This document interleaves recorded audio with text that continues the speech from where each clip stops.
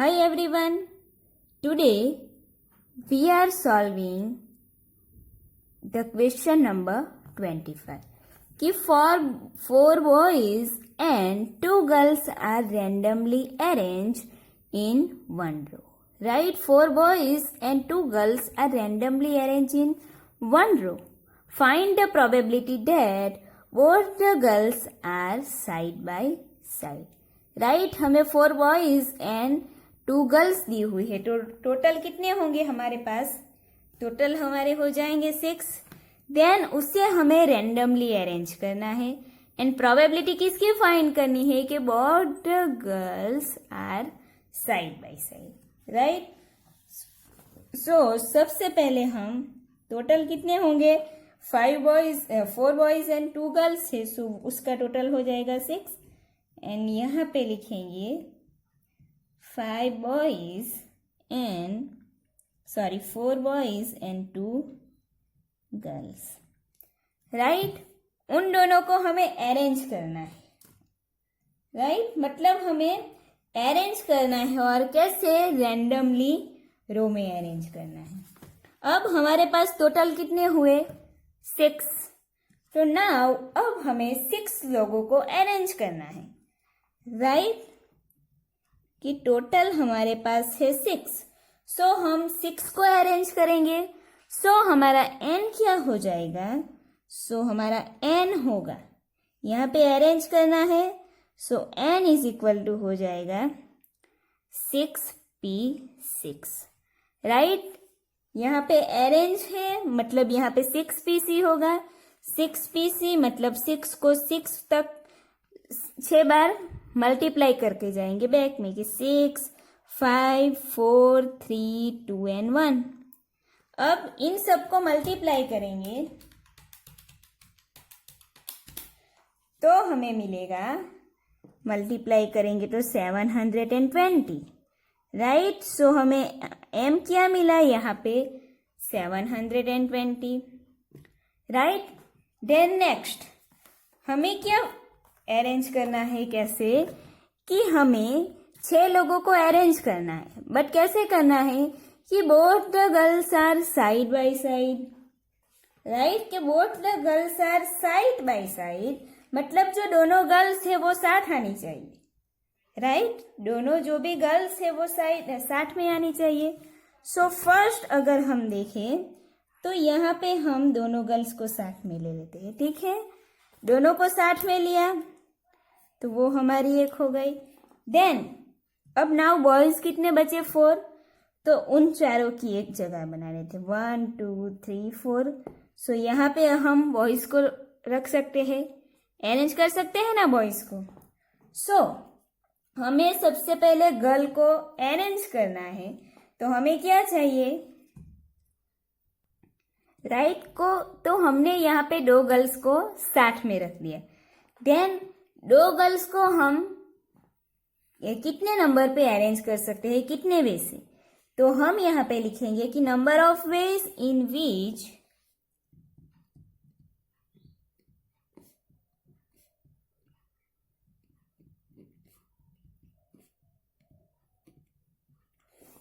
Which the 2 girls arrange in row side by side. Right. हमें उसे side by side arrange करना है.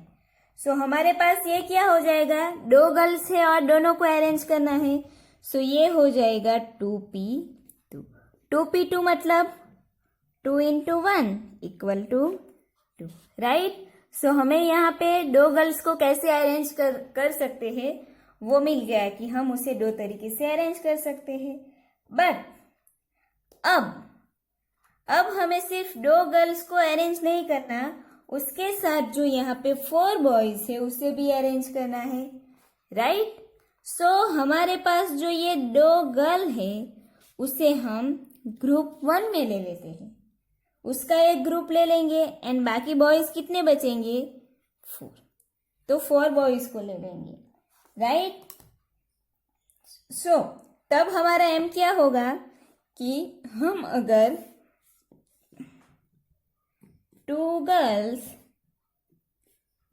And 4 boys को arrange करते हैं कि अरेंजमेंट ऑफ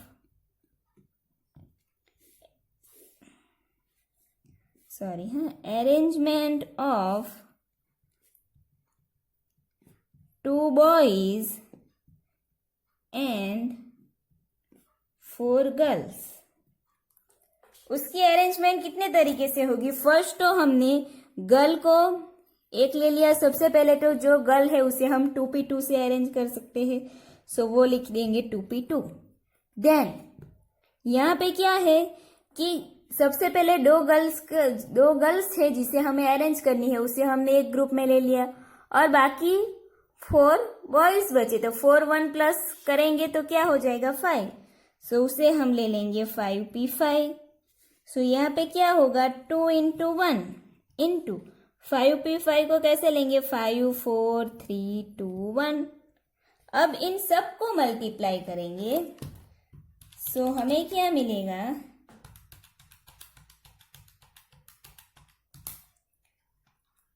हमें यहाँ पे मिलेगी value 240, right.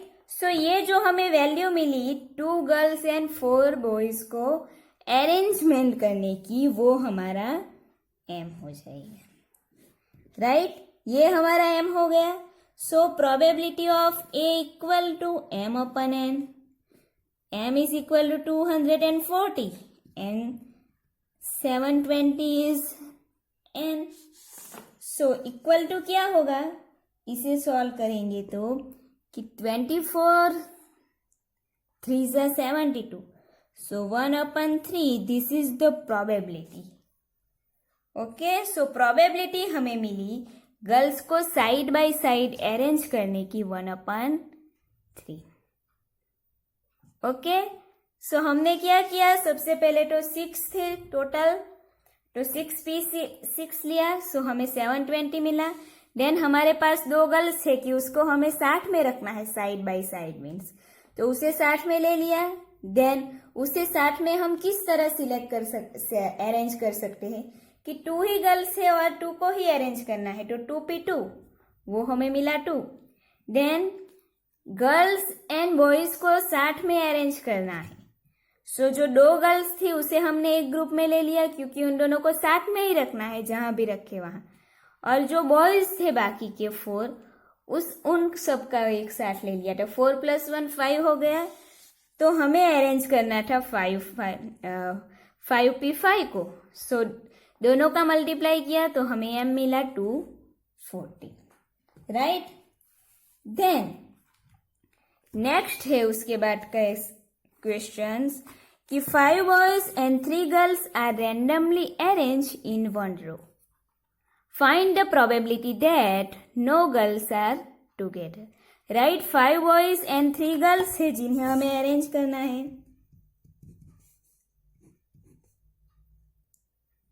5 boys and 3 girls, इन लोगों को हमें अरेंज करना है। टोटल कितने हो जाएंगे 8।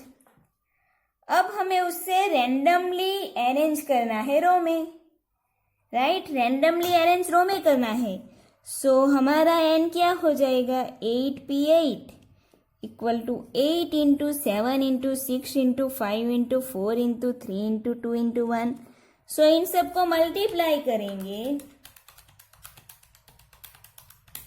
सो हमें वैल्यू मिलेगी 40,320, राइट। सो ये हमारा हो जाएगा n। ओके, सो ये हमें n मिल गया।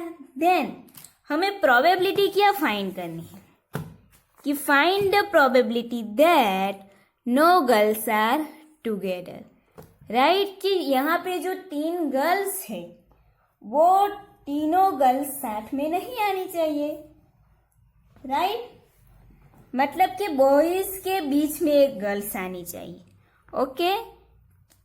दोनों गर्ल्स साथ में नहीं आनी चाहिए, तो हमारे पास 5 बॉयज है, तो 5 बॉयज के बीच में एक गर्ल्स को हम रख सकते हैं, ठीक है। सपोज हम ऐसे लिखें कि B1 B2 B3 B4 and B5, right. हमारे पास 5 बॉयज है हमारे पास, सो हमने बॉयज को सबसे पहले ले लिया, देन गर्ल्स को बीच में लेना है, राइट। गर्ल्स को हम बीच में ले सकते हैं, लेकिन यहाँ पे स्टार्टिंग में भी एक ही बॉयज है, तो यहाँ पे एक गर्ल्स को रख सकते हैं, देन यहाँ पे भी रख सकते हैं, यहाँ पे भी एक गर्ल रख सकते हैं, यहाँ पे भी एंड यहाँ पे भी, राइट। तो हम यहाँ पे गर्ल्स को कितने टाइम पे अरेंज कर सकते हैं? 1 2 3 4 5 6, तो टोटल 6 तरीके से हम यहाँ पे गर्ल्स को अरेंज कर सकते हैं, राइट, है ना। सो हमारे पास यहाँ m क्या हो जाएगा कि फर्स्ट हमारा यहाँ पे m होगा। सबसे पहले आप देखोगे तो गर्ल्स को अरेंज करना है। गर्ल्स कितनी बार अरेंज कर सकते हैं? कितनी? 3 4 5 6 तरीके से हम गर्ल्स को अरेंज कर सकते हैं, लेकिन गर्ल्स कितनी है? ओनली 3, तो यहाँ पे लिख देंगे 6p3, राइट। गर्ल्स को हम 6p3 से अरेंज कर सकते हैं, देन मल्टीप्लाई करेंगे, बॉयज एंड गर्ल्स सबको लेंगे अब, कि बॉयज हमारे पास कितने हैं? 1 2 3 4 एंड 5, राइट। तो हम बॉयज को कितने तरीके से अरेंज कर सकते हैं कि 1 बाय 1 ही उसे अरेंज करना है। गर्ल्स तो हमने एज इट इज बीच बीच में साइड बाय साइड ले ली, ओके, कि बीच में जगह लेके हमने गर्ल्स को अरेंज कर दिया। सो हम यहाँ पे जो बॉयज है उसे 5p5 से अरेंज कर सकते हैं, ओके। 5 बॉयज है, उसमें से हमें 5 बॉयज को ही अरेंज करने हैं, क्योंकि यहाँ पे ऑलरेडी हमने 6 जो गर्ल है उसे अरेंज कर सकते हैं 3 तरीके से। तो यहाँ पे क्या होगा? 6 × 5 × 4 इंटू, यहाँ पे 3 है इसलिए 3 बार ही इसे लेंगे, देन इसे मल्टीप्लाई करेंगे 5 × 4 × 3 × 2 × 1। सो यहाँ पे मल्टीप्लाई करेंगे तो वैल्यू क्या मिलेगी?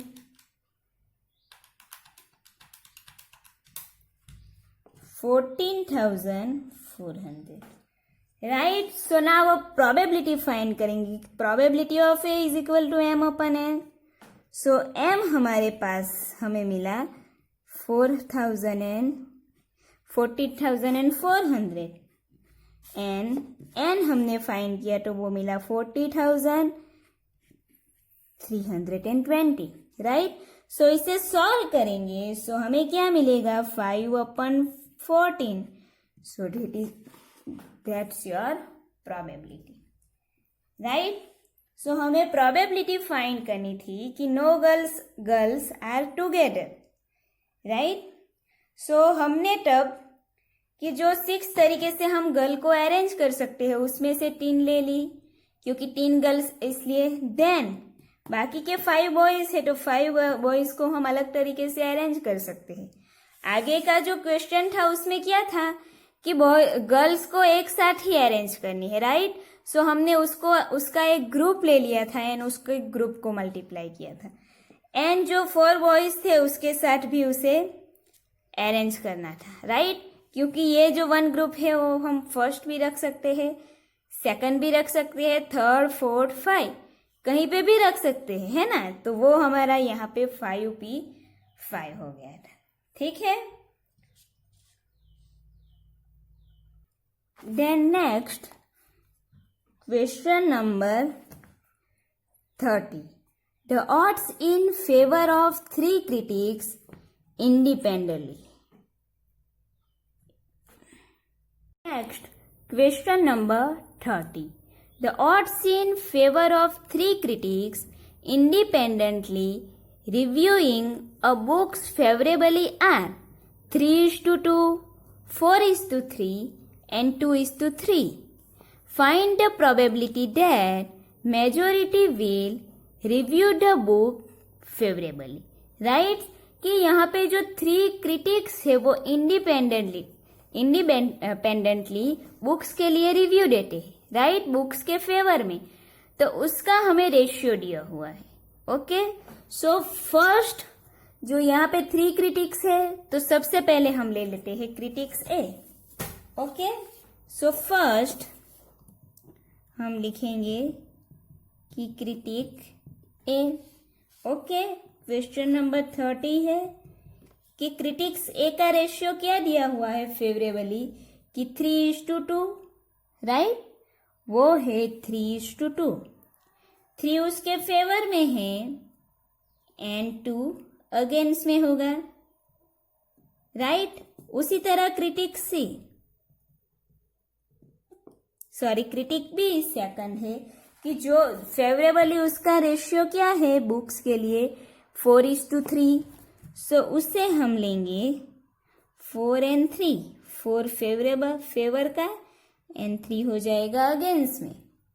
देन क्रिटिक सी, राइट. सो यहाँ पे क्रिटिक सी का रेशियो दिया हुआ है 2:3. सो यहाँ पे लिख रही है 2 and 3. 2 ये फेवर एंड 3 वो अगेंस्ट के लिए होगा, right. Then find the probability that majority will review the book favourably, right. कि बुक्स के फेवर में जो भी रिव्यू हुआ है वो मेजॉरिटी में मिले, उसके लिए हमें प्रोबेबिलिटी फाइंड करनी है, राइट. सो यहाँ पे टोटल 3 क्रिटिक्स है, राइट. और हमें उसमें मेजॉरिटी चाहिए, तो 3/2 करेंगे तो हमें क्या मिलेगा 1.5, राइट. तो मेजॉरिटी के लिए हमें क्या चाहिए कि 2 या 2 से ज्यादा लोग जो बुक्स है उसके रिव्यू में फेवरेबल मेजॉरिटी, तो अब हमें मेजॉरिटी मिलेगी कि 2 या 2 से more than 2, right. More than या इक्वल टू 2 जो क्रिटिक है वो हमें रिव्यू बुक्स के फेवर में दे, राइट. सो हमें क्या यहाँ पे चाहिए कि मेजॉरिटी रिव्यू चाहिए. मेजॉरिटी में रिव्यू कब मिलेगा कि मोर देन और इक्वल टू 2 में अगर हमें फेवर मिले तब. तो हमारे पास यहाँ पे टोटल 4 सिचुएशन होगी. बट सबसे पहले हम प्रोबेबिलिटी फाइंड कर सकते हैं कि एक क्रिटिक्स फेवर बुक, राइट. कि क्रिटिक्स ए जो है वो बुक्स के फेवर में है, तो उसकी प्रोबेबिलिटी क्या होगी कि probability of A equal to 3, favour में 3 है, दोनों का total 5, so 3/5.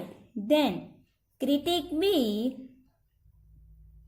Favour a book, so ये हमारी होगी probability of B equal to 4/5. And C favour book, so probability of C equal to क्या होगी 2/, यहाँ पे 4/7 होगा. हाँ, 4 + 3 7 हो जाएगा ना. देन यहाँ पे प्रोबेबिलिटी ऑफ सी होगी 2 + 3 5, सो 2/5, राइट. सो नाउ हमें क्या फाइंड करनी है कि probability that majority will review the book favourably, right. So हम यहाँ पे लिखेंगे कि probability of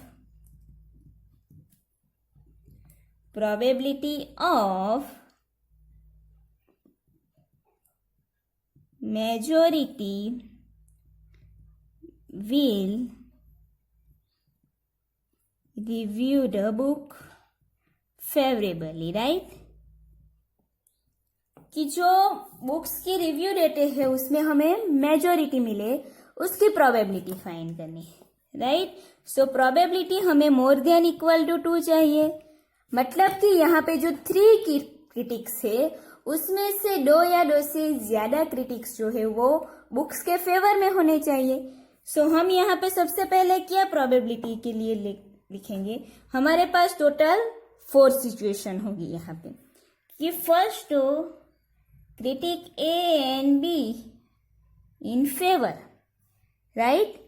critic A and B है वो फेवर में है and critic C are against, okay, A and B favour में है बट सी अगेंस्ट में है, और बी एंड सी फेवर में है बट जो ए है वो अगेंस्ट में है, देन और A and C in favour but B is again, right. तो यहाँ पे हमें दो फेवरेबल है, राइट, मोर देन 2 और इक्वल टू है, मोर देन और इक्वल टू 2, सो दो क्रिटिक है वो फेवर में है और 1 जो क्रिटिक है वो अगेंस्ट में। तो इसके हिसाब से हमने 3 ले ली, बट 2 या मोर देन और इक्वल टू 2 है, मतलब 2 या 2 से ज्यादा फेवर में हो तब भी चलेगा। सो यहाँ पे हमारी फोर्थ जो कंडीशन है वो क्या हो जाएगी कि A B and C favour में, राइट। जो तीनों क्रिटिक्स है वो भी फेवर कर सकते हैं, तीनों के तीनों। सो अब इन चारों कंडीशन के हिसाब से हम यहाँ पे प्रोबेबिलिटी की वैल्यू फाइंड करेंगे कि probability of A in B favour में है, मतलब क्या होगा कि A intersection B, then C against में है मतलब इंटरसेक्शन सी डैश, राइट, और है सो प्लस होगा, then probability of B and C favour में है, ए अगेंस्ट में है, so A dash intersection B intersection C, और है so plus probability of A and C favour में है, बी अगेंस्ट में है, so A intersection B against, so B dash intersection C, plus B C B A B and C तीनों favour में है, so probability of A intersection B intersection C, right, तीनों favour में है। सो अब intersection है, सो हम यहाँ पे मल्टीप्लाई करेंगे, प्रोबेबिलिटी इसका इंटरसेक्शन की फाइंड करेंगे, तो probability of A, probability of B and probability of C dash, plus probability of A dash, probability of B and probability of C, plus यहाँ पे probability of A, probability of B dash and probability of C, plus fourth का होगा probability of A, probability of B and probability of C, right. So equal to probability of A वो हमारे पास है 3/2, इसे bracket में लेंगे, into probability of B 4/7 into probability of C dash. आप देखोगे तो हमें यहाँ पे प्रोबेबिलिटी ऑफ ए डैश भी चाहिए, प्रोबेबिलिटी ऑफ बी डैश भी and probability of C dash भी, राइट। सो यहाँ पे हम वो तीनों फाइंड कर देंगे कि यहाँ पे फाइंड करेंगे probability of A dash, probability of B dash and probability of C dash. So probability of A dash find करना है तो 1 माइनस 3/5 लेंगे तो हमें मिलेगा 2/5 is equal to 1 minus probability of A 4/7, so equal to 3/7, and यहाँ पे 1 minus 2/5, so equal to 3/5, rightly, right. Then probability of C dash हमें मिली 3/5,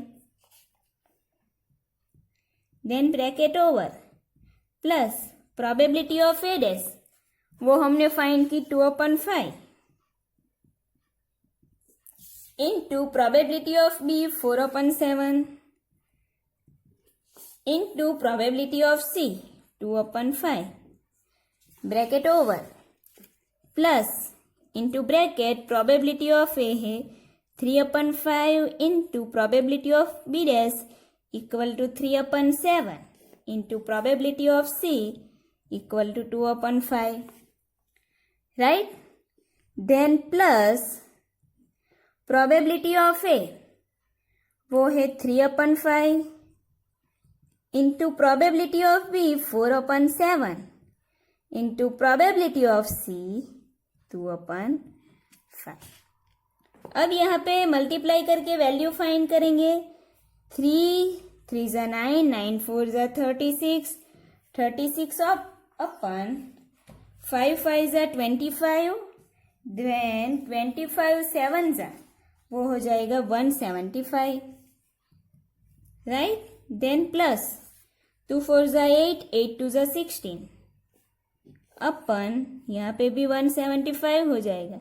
3 3 ज़ा 9, 9 2 ज़ा 18, अपन 175 प्लस 3 4 ज़ा 12, 12 2 ज़ा 24, अपन 175। ओके, अब इन चारों का टोटल लेंगे, डिनोमिनेटर में वैल्यू सेम है सो सभी की सेम हो जाएगी। 36 प्लस 16 प्लस 18 प्लस 24, सो हमें मिलेगा यहाँ पे 94। सो प्रोबेबिलिटी क्या मिली मेजोरिटी के लिए कि 94 अपन 175, राइट। सो ये हमें मिली प्रोबेबिलिटी, ठीक है।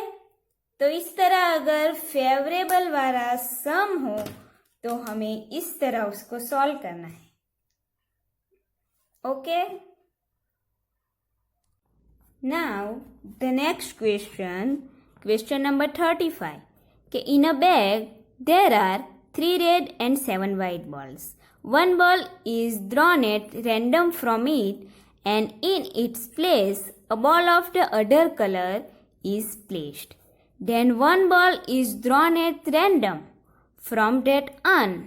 Find the probability that it is red. Right? कि जो बैग है उसमें 3 red and 7 white balls है, right? In there are 3 red and 7 white balls. One ball is drawn at random. Randomly हमें one ball choose करना है. And in its place a ball of the other color is placed.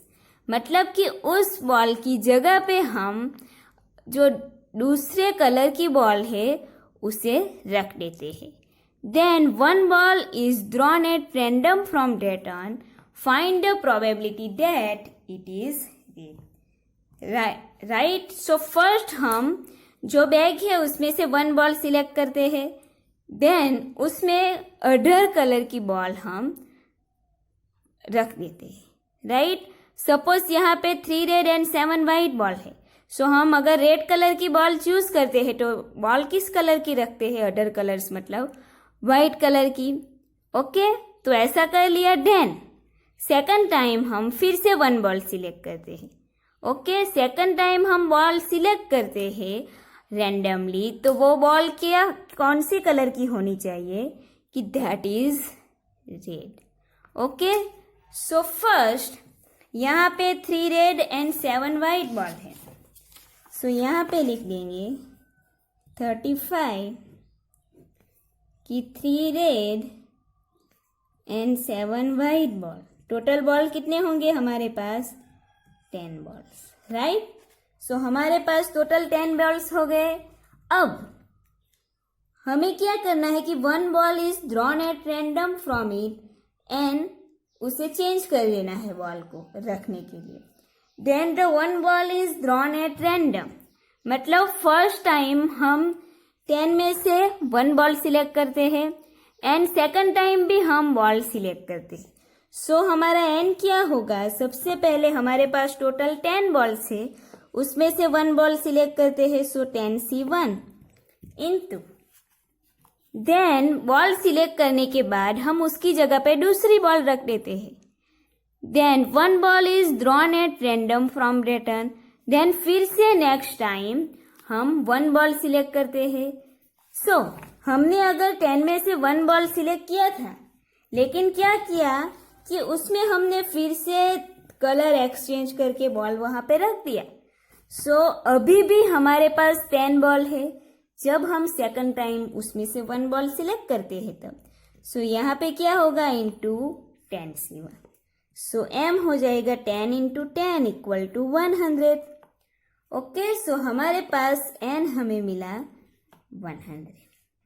Then हमें probability किसकी find करनी है कि find the probability कि that it is a red. कि जब हम बॉल सिलेक्ट करते हैं तो वो बॉल रेड कलर हो, उसकी हमें प्रोबेबिलिटी फाइंड करनी है. तो लिखेंगे कि लिखेंगे कि probability of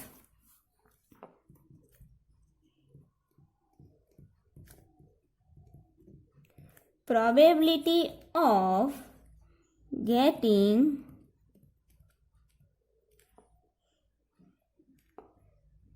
a ball from the urn, right? From the urn and it's red, right? कि वो बॉल रेड होना चाहिए कि जो हम अर्न में से सिलेक्ट करते हैं, सॉरी बैग में से, from the bag and it is red, right? So हम प्रोबेबिलिटी कैसे फाइंड करेंगे कि हमारे पास यहाँ पे दो सिचुएशन होंगी। सबसे पहले तो फेवरेबल आउटकम फाइंड करेंगे एम, कि हमारे पास सिचुएशन क्या होगी कि जब हम फर्स्ट टाइम जब हम बॉल सिलेक्ट करते हैं तो it's red. Okay, first time जब हम बॉल सिलेक्ट करते हैं तो वो रेड हो, कि first ball is red and second ball, तो हमें रेड ही चाहिए क्योंकि सेकंड टाइम जब हम बॉल सिलेक्ट करते हैं तो वो बॉल हमें रेड कलर की चाहिए, कि second ball is red, right? ये हमारी फर्स्ट सिचुएशन हो गई। और कि first ball is not red and second ball is red, right? जब हम फर्स्ट बॉल सिलेक्ट करते हैं वो रेड है, but second ball is also red. और क्या है सेकंड सिचुएशन, कि first ball is not red and second ball is red. Okay, so इसके हिसाब से अब हम फाइंड करेंगे। सो यहाँ पे क्या होगा, first ball is red, right? तो फर्स्ट हमारे पास रेड बॉल कितनी है, 3। सो 3 में से हम 1 बॉल सिलेक्ट करेंगे, तो यहाँ पे क्या होगा कि इक्वल टू 3C1 इंटू कि सेकंड बॉल इज रेड।